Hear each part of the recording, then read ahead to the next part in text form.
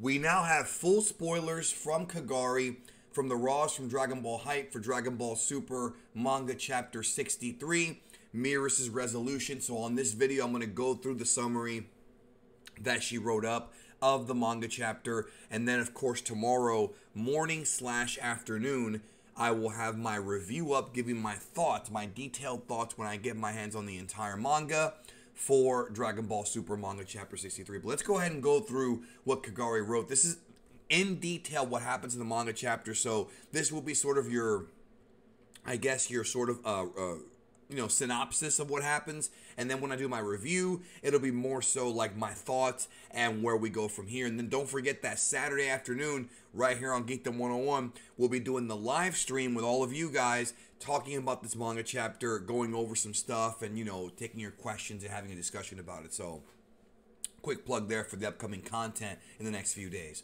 So, it begins here with her typing. Jocko questions where Merus has been all this time. Merus apologized to Jocko, noting many times that many things have happened. Jocko says Moro is now way beyond what they thought they can handle as Galactic Patrolman. Merus explains that he understands and that he's there to finish training. Training, Jocko asks. Son Goku's training, says Merus. Jocko then notices Goku and the others have vanished. Huh? Speaking of which, I can't find Goku and the others. Where'd they go? Because, as you know, Merus took him away to safety, which we're going to get to here in a minute. But, yeah, so basically Merus' whole reason as to why he wants to get involved is because they feel like Moro has gotten too powerful for the mortals to handle. I'll be discussing that more in detail in my review because I have some questions about that and some things that are kind of weird about that, but we'll get to it. Moro questions just what Merus is after realizing Goku and company are now missing. Where did they go, says Moro. I evacuated them away from the area. Merus replies. Moro tells Merus to stop fooling around while he dispels. Oh, okay, so Merus evacuated them from the area. Okay, my bad. I read it as Moro, but it was actually Merus.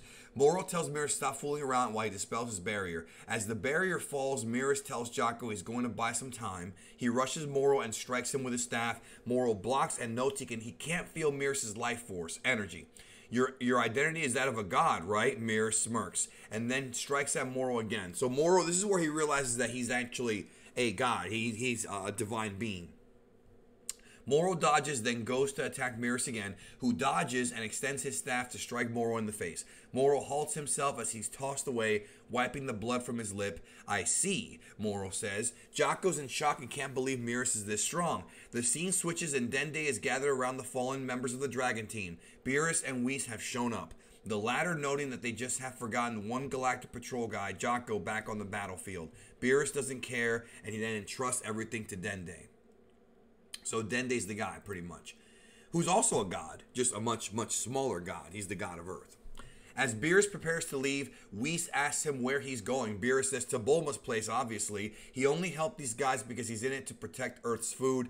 Beerus notices that Merus is still missing, while Whis seems aloof, and it says Merus must have somehow wandered off.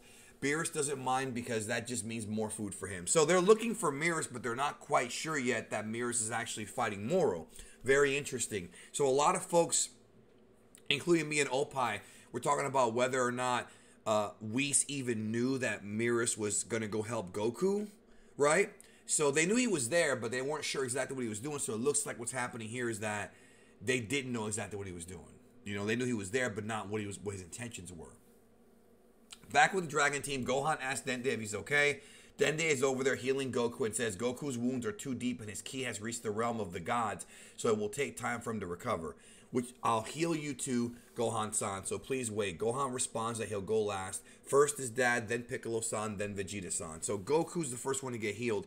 But I know some of y'all are probably wondering, well, wait a minute, what about that Super Saiyan God healing power he had? Remember, that was only in the anime, not in the manga version of the events or in Battle of Gods, the movie. Only in the anime did Goku heal himself. Plus, maybe he could be too injured here. Even though the wound seems similar, it was a pretty deep wound. I mean, Moro impaled him. He gored him all the way through. So, I'm not going to call that a plot hole or anything like that. Because I don't think it is. Goku wakes up with a start. a scar, I guess that was a scar, visible on his chest where he was previously wounded. Dende is relieved, and Goku asks where Moro is. Dende says he's currently fighting an angel. Goku is shocked. Certainly this angel must be Merus. Goku wonders just what the heck is going on, or what the heck he's doing, excuse me, and explains to Dende that it's not good.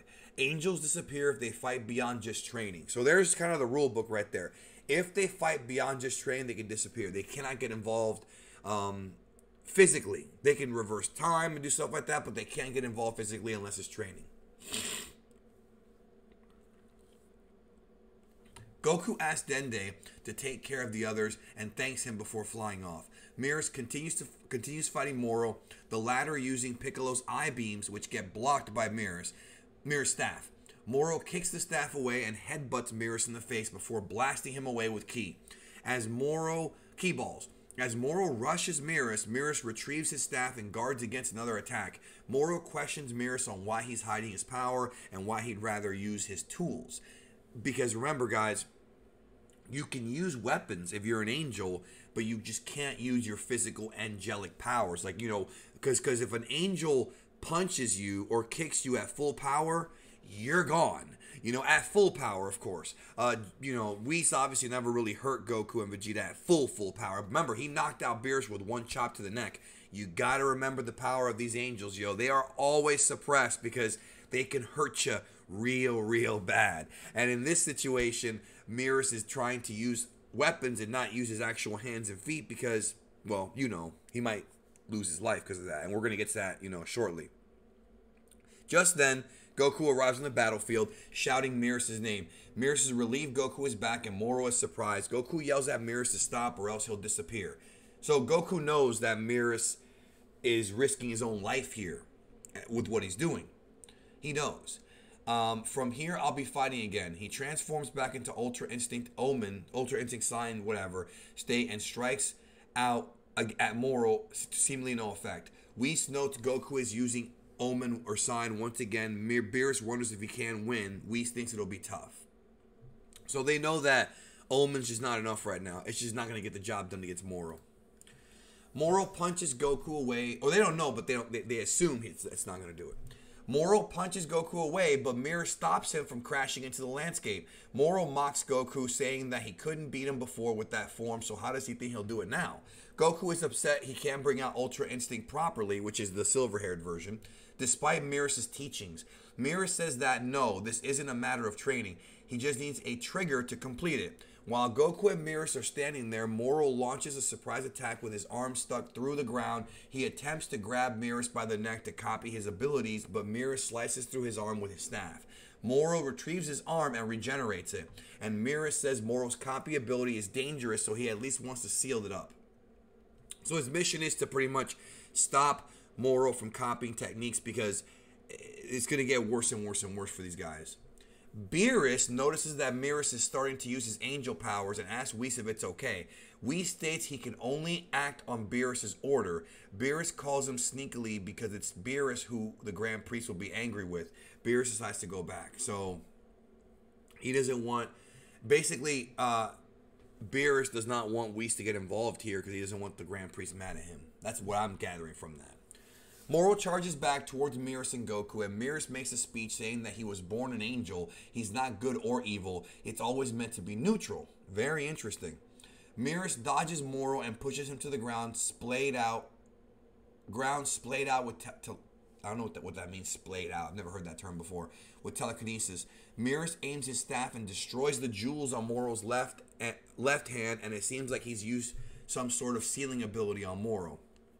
So the sealing ability is the angelic powers. Merus continues speaking, saying that even if a universe disappears, all he can do is watch on. However, as he was able to work alongside the Galactic Patrollers before he knew it, something started sprouting within him, a sense of justice. As the fight with Moro goes on, Merus continues, the Galactic Patrollers might be elite on their own planet, but looking at it from a universal level, they're powerless. That's true.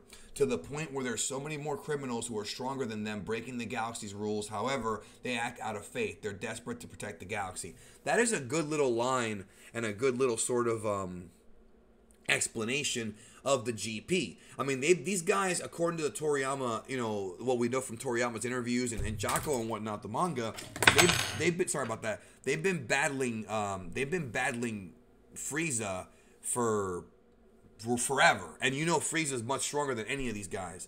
You know, obviously not Merus, but you know, the other GP. So it's interesting that he's acknowledging that these guys are trying, but these criminals are just too strong. You know, remember, Frieza is still out there. You know, even putting Moro aside, Frieza's still out there, you know, doing his thing. So that's kind of cool that, you know, these guys are pretty much doing the best they can to protect the galaxy, and Merus recognizes that, which is why he joined them. That's kind of a cool backstory for Merus' motivations. Off-world, the other members of the Galactic Patrol are escorting the captured prisoners away, noting Moro's the only one left, and they'll return to help out after bringing the others back to prison. So this arc seems to be coming to an end, folks. It seems like I'm expecting the ending to be in October or in November, with a new arc beginning in December or late November, depending, or like, you know, the last half of the November chapter. But that's just my guess. I'll talk more about that in the future, probably on the stream. Let's finish up here. Back with Moro and Merus. Merus uses his staff like a rifle and snipes the jewel on Moro's other hand as Merus starts to visibly disappear. He says, "I don't want to lose the peace in this galaxy." Jocko cries out, noting Merus is becoming see-through. This is on the Thanos thing. Infinity War thing.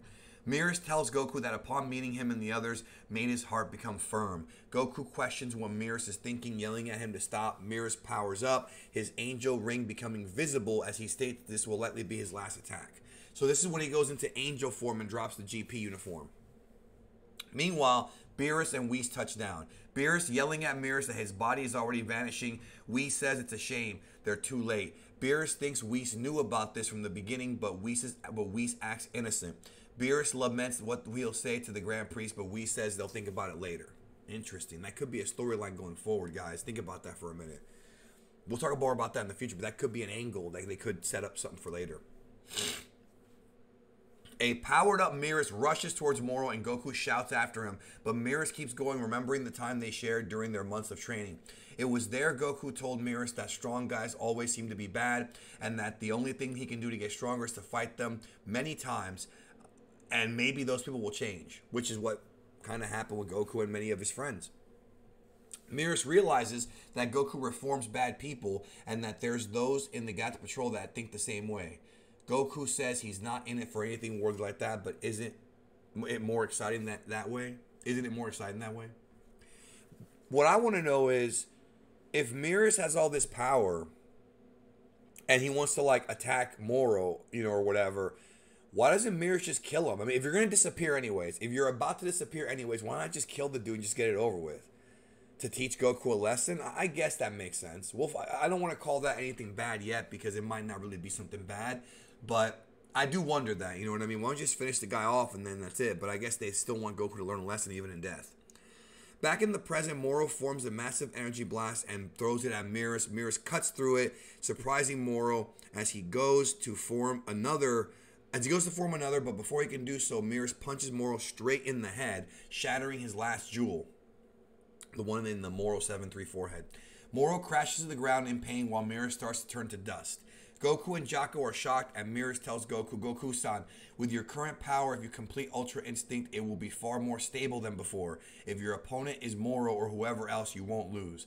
Frantic, Jocko asks Goku to explain just what's going on, but Merus continues to fade away. His last words to Goku, "This galaxy I loved, this universe full of excitement, please protect it." As Merus vanishes completely, Jocko is in shock. Beerus notes he's disappeared, and Whis says it's a shame. He was a clumsy younger brother.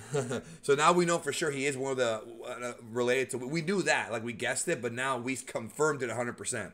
Some folks were in denial about that. They were like, "What if he's a cousin?" No, he is the Grand Priest's son. They all are.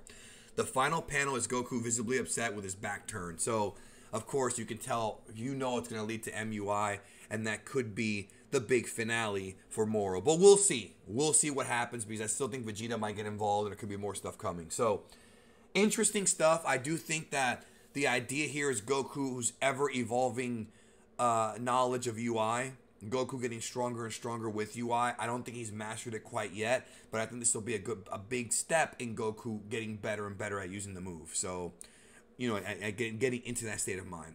So what do you think? Let me know in the comments. Like I said, my review will be up tomorrow where I'll go into analysis about this, look at the manga panels, and kind of really give my thoughts. What do you think, though? What do you think? Let me know in the comments. I love you. And yeah, we'll talk tomorrow for the review. Oh, and Saturday for the stream. Oh, and check out these videos if you like my content. Subscribe. You don't. You know the whole thing. Anyways, have a nice one.